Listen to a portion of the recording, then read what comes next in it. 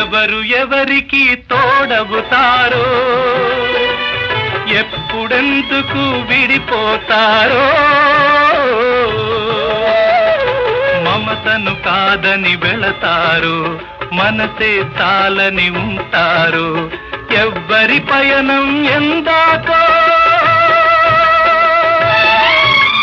అడగదు ఎవ్వరిని, బదులే దొరకదని. అడగదు ఎవ్వరిని, బదులే దొరకదని. కడుపు తీపికి రుజువేముంది, అంతకు మించిన నిజమేముంది. కాయే చెట్టుకు బరువైతే చెట్టును భూమి మోస్తుందా? ఇప్పుడు తప్పును తెలుసుకొని